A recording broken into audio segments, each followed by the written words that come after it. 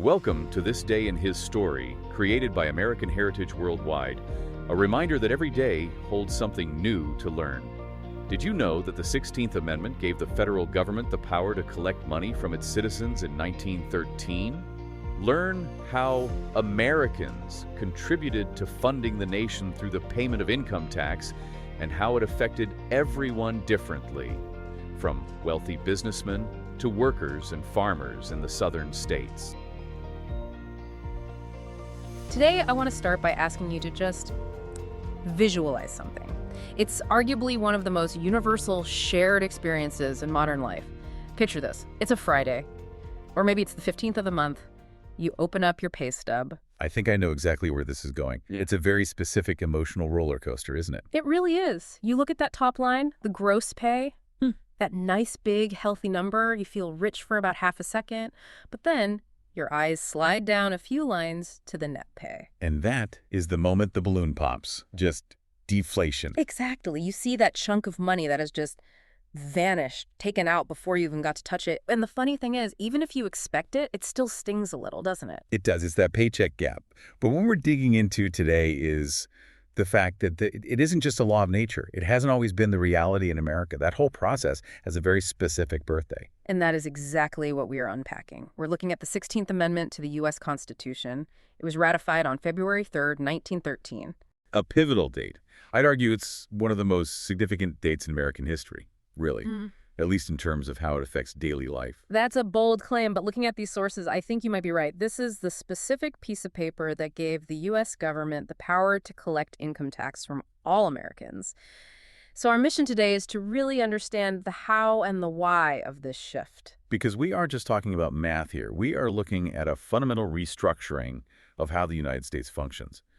We're going to trace the move from an era of tariffs through these fierce political divides all the way to the massive revenue machine we have today. And we're talking massive growth. The numbers we found are they're mind-blowing. We're going from millions to trillions. It's a story about war, geography, and ultimately it's about power. It's about how the federal government decided it needed a revenue stream that let it bypass the states entirely and reach right into your pocket. So let's get in the time machine. Pre-1913. Because this is the part that always gets me. If the government wasn't taking a slice of my paycheck, how are they keeping the lights on? It's a great question, and the answer usually surprises people. Before 1913, the primary engine of government income was tariffs. Okay, tariffs. We hear that term a lot, but what did it mean as the main funding source for a whole country? A tariff is essentially a tax on trade, money collected on products coming into the country. So imagine you're in 1890, and you want to buy some wool from Britain. When that wool hits the U.S. border, the government takes a cut of that transaction. So the government's revenue was tied to consumption. Exactly, and Right. specifically the consumption of foreign goods. If you lived on a farm and made your own stuff, you arguably paid very little in federal taxes. It wasn't about what you earned. That sounds almost nice compared to today. But obviously there were problems with it, or we wouldn't have changed. Huge problems. For one, it's volatile. If a war breaks out and trade stops, the U.S. government suddenly goes broke. But the sources point to a massive shift starting around 1909. Enter President William Taft. Taft, right. In 1909, he proposes a whole new approach. He basically says, we need an income tax. And just to be crystal clear, we're defining that as money paid to the government based specifically on what a citizen earns. Correct. It's a tax on your productivity, not just your shopping. Now, the big question is why?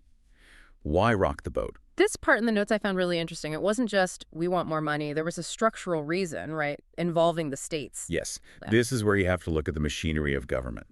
The sources explain that the federal government realized they needed to support an army, enforce laws. But under the old system, they often had to share tax money with the individual states. Which sounds like a logistical nightmare. It was messy. Yeah. It tripled their ability to spend on national priorities. So they wanted independence. Explicitly.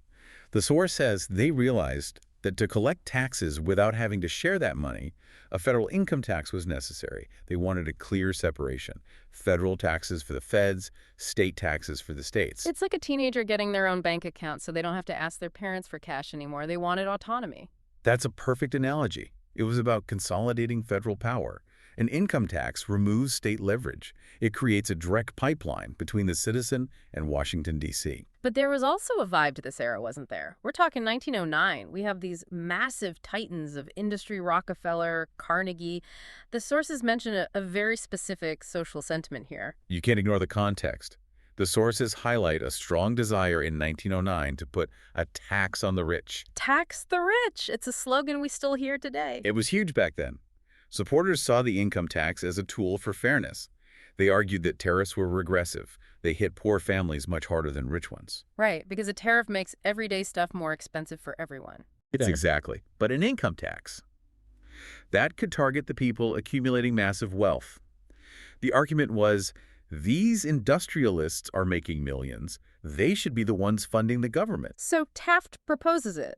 But this is a constitutional amendment. You can't just sign it into law. No, and this is where the story gets really interesting geographically.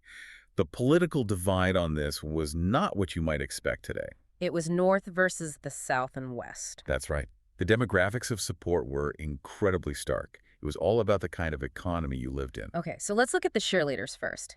Who was rooting for the income tax? The South and the Western states. And why? I mean, people don't usually ask to be taxed. Well, look at their economy. The source notes their residents were generally less wealthy than in the North. But more importantly, their main industry was agriculture. Farming. Right. And if you are a farmer, your life is dictated by crop prices, which the source says fluctuated frequently. It was volatile. So their economic stability was pretty shaky. Exactly. And high tariffs often hurt them. So for the South and West, tariffs made things expensive. They saw the income tax as a way to shift the burden onto the accumulated wealth of the industrialists up north. They thought, we don't make enough to get hit hard by this anyway, so let's tax the guys in New York. Precisely. They saw it as a net win for them. And on the other side, the North. The North was the opposition. The industrial centers. Factories, banks, railroads.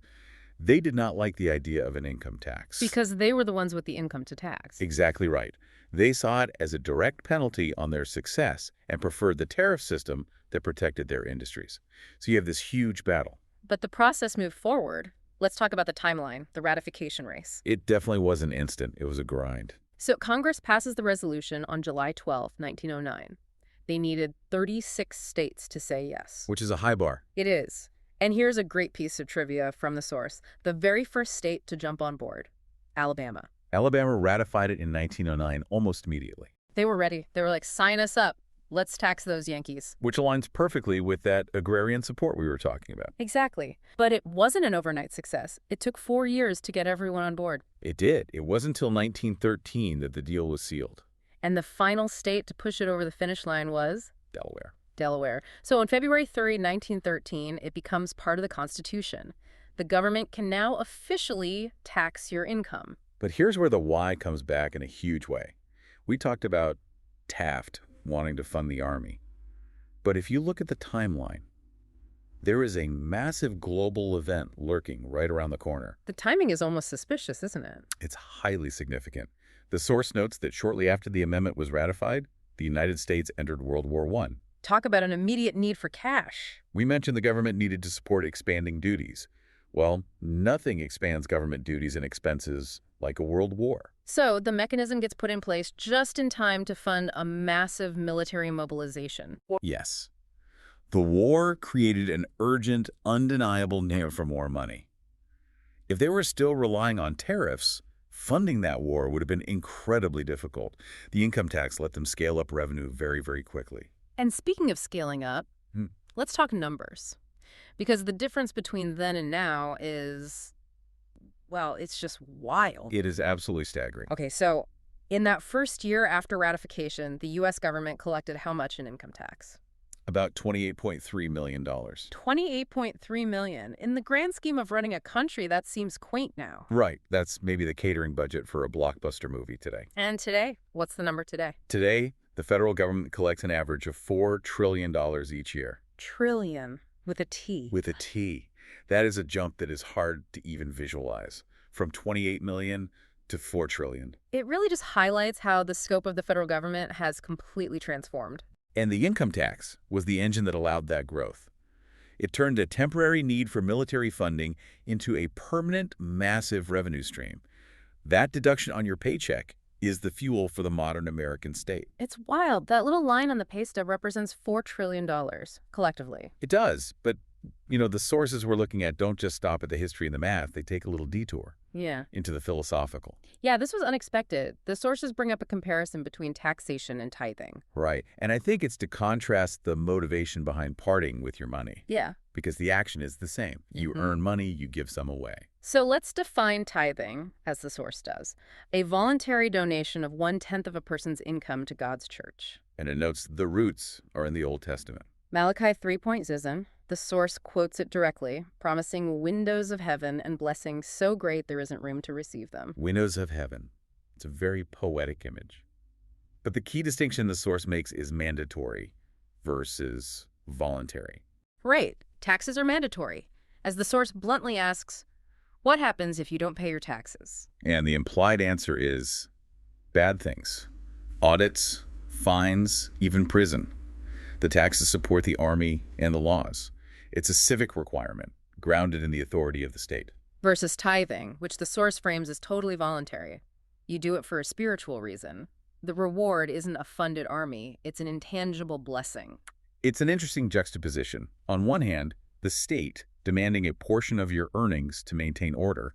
On the other, this ancient concept of giving back a portion for spiritual purposes with a promise of abundance. One is driven by law and consequence, the other by faith and promise. Exactly. And yet, both involve that same act of giving away a portion of what you earned for a greater cause. It really makes you think about our relationship with money. We work for it, but there are always these claims on it. We are never truly the sole owners of 100% of what we generate. So let's recap. We started with that shock of looking at your pay stub, that moment of where did my money go? We traveled back to 1909 when President Taft said, let's move away from tariffs. Yeah. We saw the North and South fight over it. We saw Alabama lead the charge and Delaware finish it in 1913. And then, boom, World War I hits and the revenue machine turns on. Going from $28 million to a $4 trillion behemoth. It's been quite a journey. And it gives you a lot to think about next time you see that deduction on your paycheck. It's not just a number, it's history. It's the legacy of that 1913 decision. It really is. It's the architecture of our modern society. Before we let you go, though, we want to leave you with a little something to mull over, a provocative thought. We talked about how the support for the income tax originally came from the agricultural sectors, from farmers with fluctuating incomes. They thought this system would shift the burden to the wealthy elite. Right. But our economy today is vastly different from 1909. We aren't split so cleanly between farmers and industrialists. We have the gig economy, tech giants, global supply chains. So the question is, in our modern economy, does that original wealthy versus farmer logic still hold up? Do we still view taxes through that same lens? Is the system doing what those farmers in 1909 hoped it would? Or has it become something they wouldn't even recognize? Something to think about the next time you look at that net pay line. Definitely. Thank you so much for listening to this deep dive. We hope you learned something new about your own paycheck. See you next time. Thank you for joining us for this day in His story. May the lessons of yesterday inspire you to see God's hand today and to play your part in His story now. For more faith-based learning, visit ahsworldwide.org, the homeschool for faith and family.